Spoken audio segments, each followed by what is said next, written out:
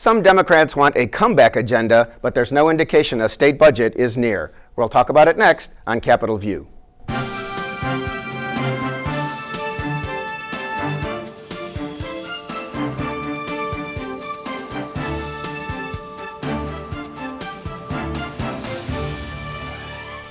Welcome to Capitol View, the program where we talk about state issues, sometimes federal issues, and how they just might affect your life. I'm Bernie Schoenburg from the State Journal-Register. The state is still stuck in a non-budget phase. We'll talk about it with a couple of guys who follow this stuff very closely. Charlie Wheeler is back. He is director of the Public Affairs Reporting Program, University of Illinois, Springfield. Before that, a long career with the Chicago Sun-Times at the Capitol. Charlie, welcome back. Thank you. And Matt Dietrich is back, editor of Reboot Illinois, Springfield resident, splits time in Chicago, and covers the state. Matt, welcome. Thank you, Ernie. Okay, when I did a little tease to say what the show is about, I talked about the comeback agenda, which is several Democratic legislators, House and Senate members, got together, made an announcement this week that they have a plan of their own to say what they're for instead of just being against Governor Rauner and his turnaround agenda. One of the keys of the comeback agenda is working towards a progressive income tax, which would take a constitutional amendment, and they want other things that would affect real people. Charlie, where does this, we don't have, we're in the middle of trying to reach a budget. It's more than 20, I guess we're in the 21st month or so of not having a state budget, and then we have there's a grand bargain that's on the table but not being voted on in the Senate, and then there's this new bunch of ideas, including a progressive income tax. Where's this going?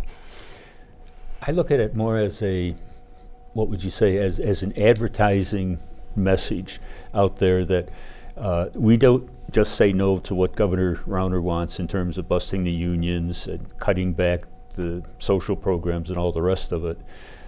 We actually have an agenda of our own, because that's been one of the things that I think for several years now, the Democrats have been on the losing end of the propaganda battle. They've not had a very coherent message other than what Governor Rauner wants to do is going to be harmful to working people. This allows them to kind of present their own package, and they call it comeback agenda. Comeback as opposed to the turnaround. And so I think it's more about messaging at the moment. For example, everybody knows the big problem is we don't have a budget. Well, as you said, one of their key elements is we'll have a progressive income tax, like every one of our neighboring states except Indiana, where higher levels of income are taxed at a higher rate. That can't take effect before 2019 because it requires a constitutional amendment, which voters would have to approve in November of 2018. So it's not going to help at all for the budget that we're in now. It's not going to help for the budget they're supposed to pass this spring, and it won't help for the first half of 2019. So that's more it's on the wish list for the future. Yeah, it's sort of a selling point. And they also say that rather eventually than something that's middle income would pay less, low income would pay less, high earners would pay more. So it's a very progressive agenda, named progressive tax. Well, the thing is, what the constitutional amendment would say is Illinois can have a progressive income tax. It would take out the line, excuse me, the revenue article that says it has to be a flat rate. And then what the rates would be set by the General Assembly. Right. So of course they're going to set rates where the high earners, the 1%ers, are going to pay a lot more, and people at the bottom of the economic ladder maybe even will get a tax cut. That's just smart politics. Yeah. So, Matt, the grand bargain was this group of a bunch of bills, which include raising the state income tax up just below 5% where it used to be, to try to fill the budget hole and make some changes in some of the, at least a part-time property tax freeze, or for a period of time that the governor wants. Of course, that whole budget package of, like a dozen bills got pulled off the table a couple weeks ago. Didn't get pulled back on this past week, so we're not seeing votes in that. Then you have this other group of bills being talked about. Where does this leave us, as we are now about 2 months from the end of May? It's supposed to be the end of the legislative session. There's no budget we're now in the second half of fiscal year 17. Fiscal 18 starts in July. By the end of May, they're supposed to pass a budget for that. We don't even have a budget for what's happening now. Mm-hmm. Where are things? I mean, this is complete dysfunction, basically. Well, it really, and Bernie, what you mentioned, what happened a few weeks ago when the governor talked to the Republican members of the Senate who were all set to vote on the second half of the grand bargain, they all then withdrew their support. And it seems like at that point, from the Democrats' perspective, they were saying, you have our offer. We were all set on this. This is what you're going to get. And I really think that's what we're seeing now. And this week, Senator Bill Brady had a press conference, and he introduced his own package of bills that was going to have spending cuts in it and a balanced budget, he called it. And he does this without Leader Radonio being there. And Bill Brady, of course, represents part of Springfield and lives in Bloomington. Right. And it really gives you the feeling of that there's just kind of some disarray there. And I don't have much confidence right now that the grand bargain, as it was originally put forward, has any hope of going forward now. And in the meantime, I mean, the governor, none of the leaders are meeting because they've all kind of given up. The governor back in the fall said, well, I'm going to meet every day, and then Madigan said he couldn't make a meeting, and then there was back and forth about Madigan being the Speaker of the House, Mike Madigan, and then they just haven't been meeting in the longest time. Charlie, obviously we've never seen anything like this, but... Oh, I haven't. So... and I'm somebody who's been watching it for longer than I care to admit. I go back to Dick Ogilvy. Yeah, so Moody's Investor Service, one of the rating agencies, issued another report this past week saying, if I think the language was failure to reach a consensus before the current legislative session adjourns on May 31st would signal political paralysis, leaving Illinois on a path toward unsustainable fiscal challenges that will heighten the risk of creditor-averse actions. I guess we've known that. It's just a reiteration that we're more than $12 billion in the hole just on past due bills, and we get at least $11 million in the hole more every day without a budget. Yeah, and what the Moody's report raises this time that really hasn't been highlighted in the past, they're saying that the pressures of not having a budget, not having a sustainable plan to match income to outgo, might reach the point where the politicians are tempted to default on the state's bonds, transfer money out of the fund that's set aside to pay in essence, the mortgage payments on the borrowing as it comes due, or trying to change the provisions of the law that guarantee that creditors who buy our bonds, the investors, will get paid on time. And they've never said that before. And I've been one who said that the only chance that Illinois would default on the bonds was had the Mayans been correct on the calendar, and that's past us. And yet Moody is saying they think there's a real chance that if push came to shove, Illinois would default. I'm not sure that would occur, but I think it's a real ratcheting up of the pressure where they actually bring up this notion that Illinois might default on the bonds. Because the way the bond law is written, we have to pay those bonds before we do anything else. And I've said in the past, if we have to sell the executive mansion to do it, then that's what we got to do. Yeah. Well, we'll have to kind of see where that goes, because again, just from what we've said already, I don't see movement in reaching the budget, but we'll see. One of the manifestations of kind of what's going on in state government, the governor recently announced, or his administration, that they were going to lay off or intend to 124 nurses in some of the less severe correctional institutions, some prisons. Of the lower security level prisons, and replace them with a contractor. Probably, I think Wexford is the name of the company that provides nursing and already doctors. And then there's a couple of senators, Democrat and Republican, Sam McCann and Andy Manar, who have sought legislation and now got it through the Senate, saying that they could not outsource those jobs because of fear of lower pay and poorer service. Matt, it looks like another battle is brewing, and it kind of also depends if that can pass the House. And the administration says I think they can save like $8 million. Says, it's a very specialized thing to be a nurse in a correctional facility in a prison, and you don't want outsiders coming in just to go cheap.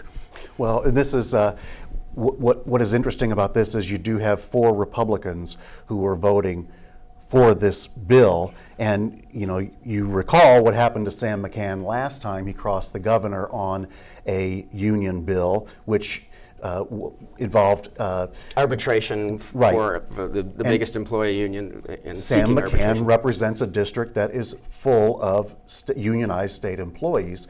He voted for that bill back in 2016, and it was a meaningless vote. It was already going to pass. He just voted his district in it.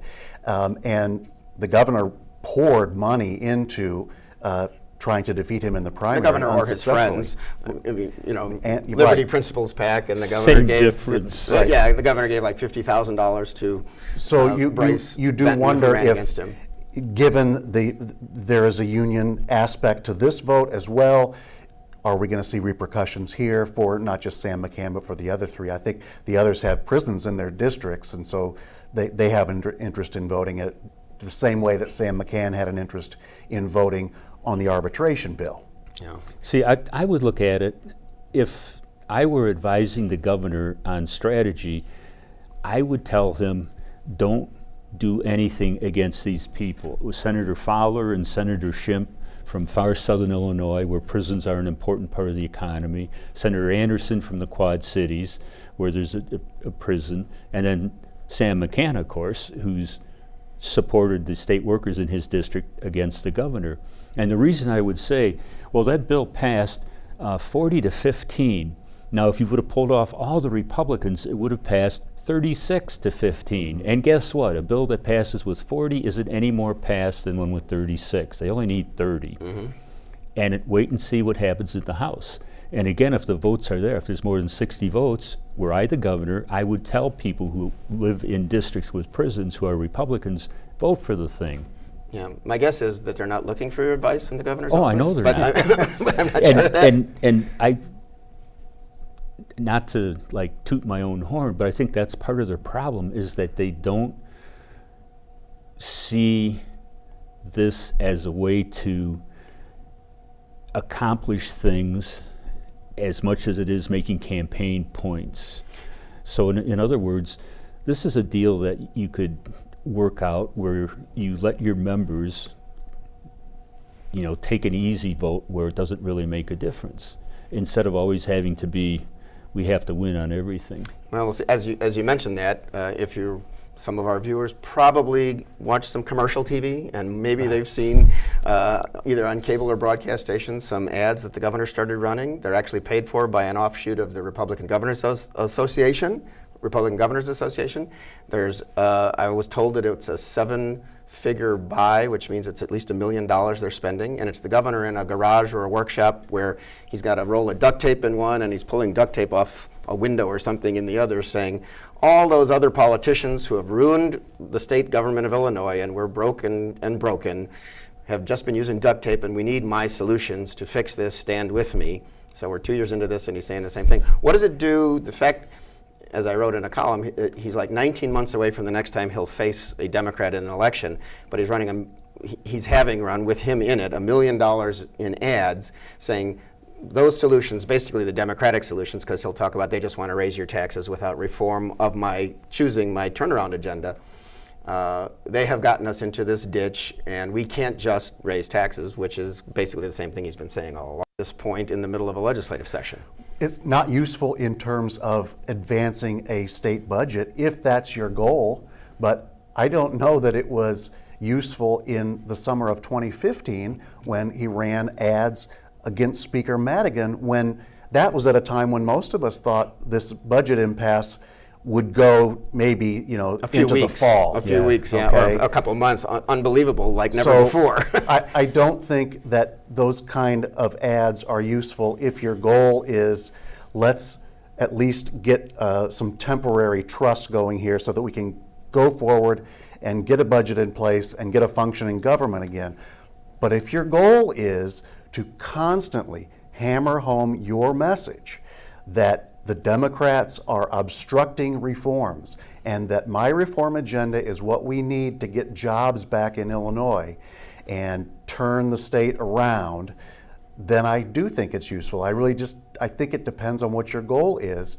And, it does raise the question, does the administration really want to get a budget? How badly does it want to get? Well, the governor always says he's in terrible pain over the things that are happening to Yes. the social service agencies and the universities. Although his first budget did cut universities 30%, but he says that they were top heavy, etc. Anyway, but Charlie, so I don't know, Charlie, your thoughts on the ad campaign at this time? I think it's just a continuation of what the governor started when he began running for the office of governor several years ago. From my perspective, he's never really stopped campaigning and sat down to do the hard work of being a governor. Looking at it realistically and realize, hey, guess what? There's more Democrats than the Republicans in the General Assembly. I may have to work with these guys to get something done. And if I'm going to work with them, maybe I have to treat them with respect. Maybe I have to look for common ground. Maybe it can't be about me getting everything and them getting nothing. He says that he's cut down his demands, although he always has some demands, and they do change. But now it's like a permanent property tax freeze and term limits and remap reform with almost anything. So you're going to tell local governments, school districts, and others you can't get any more money next year than you got this year. Without a vote. I mean, it would allow local It would votes, allow- which is really hard to get. But Yeah, they fail more often than pass. So how are they going to make expenses? Well, one way we can do it is we can take away all these mandates. For example, that school districts have to bargain with teachers over contracts, that a city has to pay the prevailing wage on projects. So it's anti-union stuff. That's how they're going to save the money. You're never going to sell that to a Democratic General Assembly. But he thinks he can over time, because change is hard and takes time. Right, That's what he'll say over consistently. time. But how about the homeless person? How about the abused spouse? How about the person with drug addiction? Do they have time for the governor's grand plan to play out over the next decade? Well, Right, and that's one of the things about, as this budget standoff has gone on, and one of the problems that I've had with it is that, I can understand what the governor's goal is and the way his thinking is, and he talks about bringing the economy back at some point in the future. But the problem with that is a lot of people, government has to exist now. We have to function now, and you can't say that by underfunding higher education the way we've done for a couple of years now, that, that's going to pay off in the long term, because the damage that we're doing now is getting to a point where it's going to be in the long term. Or Students, someone, yeah. if you have an autistic child and you've lost services today, right now, there's not much consolation in saying, well, yeah, but in 5 or 10 years, we could get a booming economy out of this. Yeah. Maybe. Understood. Just a couple of items that have caused some consternation. The governor wants to sell the Thompson Center, the James R. Thompson Center in Chicago. He accused Madigan of slow walking it. Madigan accused Rauner of basically telling untruths about it, because Madigan, our staffs have been working together. We're working with the city to change things. So Governor, don't say I'm blocking the thing. We're still negotiating. And the governor says, he uses baloney a lot. There's that. And then the governor also wants legislation, I guess, to allow new lanes to be built on the Stevenson Expressway in Chicago, I-55, toll lanes that you could pick to use that lane. It would be run by a private company, and Madigan did kind of throw water on that one before the press conference that the governor had, saying, I think he just wants to help his wealthy friends get these contracts. So we've got a couple of issues there that could affect real things. Yeah, and that's just symptomatic of what's going on here. Back in the day, and again, I'm going back in ancient history, when we had a Republican governor like a George Ryan, we had Michael Madigan, or we had Phil Rock even before that as the Senate president, the situation would be, hey, Speaker, Senate President, I'd like to sell the Thompson Center. Okay, but here's the problem that's raised, because apparently what you want to do with it, it doesn't have the right zoning, so we've got to get the zoning changed from the city council. Okay, well, I'll talk to the mayor, we'll get the zoning changed, and then we'll go ahead and do it. It wouldn't be automatically that, oh, you're trying to block me, or you're trying to help your rich buddies. There was a certain level of trust and a certain level of civility, and you always didn't look for the worst possible motive in the other person's actions. You always gave them the benefit of the doubt. And it's interesting with these two issues in particular, because I don't know, have you ever talked to someone who works in an office in the Thompson Center who really loves it? Like, the building is spectacular, but it's not good for an office building. It's noisy, and we've heard this for years. It was cutting edge when they built it. It was, and I still think it's and beautiful. And air conditioning never worked right. So, yeah.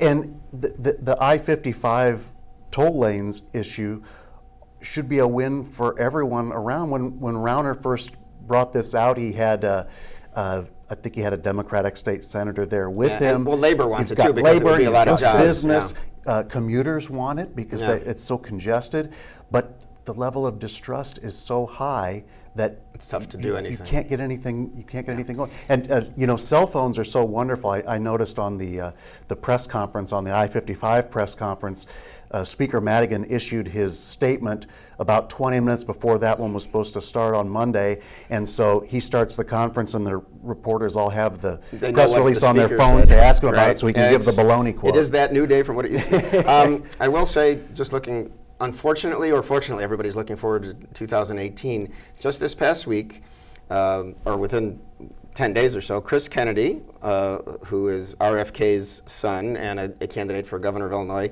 put in just over $250,000 to his own campaign, which busted the caps for this race, which means that there are no limits on spending in the governor's race for 2018 right now. And Chris Kennedy, as well as some other Democratic candidates or potential candidates, Mewa Pawar, who is a alderman in Chicago, Bob Diber, who is from Madison County, regional superintendent of schools, J.B. Pritzker, who is of the Hyatt family and a likely candidate for governor, Kurt Summers, the city treasurer of Chicago, and Daniel Biss, a state senator who has announced, all appeared, I guess, in the back of a restaurant up in Chicago or the area. Cook County Democrats presenting themselves, just having a conversation about who wants to run next time. Is it too early for this, or is it going to be like a jumble of Democrats trying to take on the governor in 2018? Well, I would think it's too early, but I guess in this day and age, you can never be too early. I don't think people are paying attention quite yet. Yeah, and Chris Kennedy, I guess, when they asked, would you run without our endorsement, he made a big deal out of saying, yes, I would, because it's also in fashion these days, as Daniel Biss, the state senator from Evanston, said, you know, we're taking on basically machine politicians as well as billionaires. So they're trying to distance themselves from perhaps Mike Madigan or perhaps the Democratic Party, which Mike Madigan runs. And it, you know, the campaign finance law is still pretty new. It was only 2009, right, when it was designed. And when that was designed, that figure of $250,000 sounded like, oh well, you know, who's going to put that in on their own? And now, that's you have the governor has put $50 million into his campaign in December, which wasn't even part of the 2018 cycle, which is why the $250,000 from Kennedy broke the new caps. Broke the cap and not the governor's $50 million. It's a very weird thing. Well, on to something I should mention. You know, in Sangamon, there's an election coming Tuesday. It hasn't been high profile because there's been very little advertising, because it's a lot of local races and a lot of municipal governments, school districts, park districts, a lot of races that are not contested. In Sangamon County alone, there are more than 500 candidates on the ballot. Townships, like Sangamon County has 26 townships, and most of them have 9 elected positions. So you have a tremendous number of candidates. And I was talking to Don Gray, the county clerk of Sangamon County, who thought, you know, in the past, an off-year election like this without a high-profile race, there's one aldermanic race in Springfield to fill a vacancy. But other than that, you know, he thinks that well under 20% of people might turn out. Should more vote, or should we? Anyway, I just thought I'd mention it. I would hope in Ward 6 more than 20% turnout. Yeah, Ward 6 is where there's to fill Corey Job's seat. Because of all the government interaction that you're likely to ever do, the closest is probably going to be with your alderman. If you live in Springfield. Yeah, and I would hope people would vote too. They're local government offices, but guess what? People complain about property taxes. The state has nothing to do with that. Not one penny of property tax goes to the state. It's all these local units of government the directors of whom are going to be elected, for many of them on Tuesday, who are going to decide how much property tax we want. I think people should be engaged, involved, and figure out where these people stand on issues that are important to you and vote for the person who most represents what you would do were you there. I think it's really sad that there's such a drop-off and so little participation, because in a sense there's no accountability. Yeah, and it's also kind of sad that if people don't spend a lot of money advertising, people don't pay as much attention. So we'll see what happens. I should also quickly mention Aaron Schock has been charged with misuse of some funds, and just in the last week, former congressman from Peoria, represented part of Springfield, filed something in federal court saying that someone in his office in Peoria was wearing a wire and recording him, and he was trying to get the case thrown out because of that. So that case goes on, hasn't yet gone to trial. He has maintained his innocence. We'll see where it goes. We'll keep watching, and we hope for better news next time. Charlie Wheeler and Matt Dietrich, thanks very much for joining me. I'm Bernie Schoenburg, and we'll see you next time on Capitol View.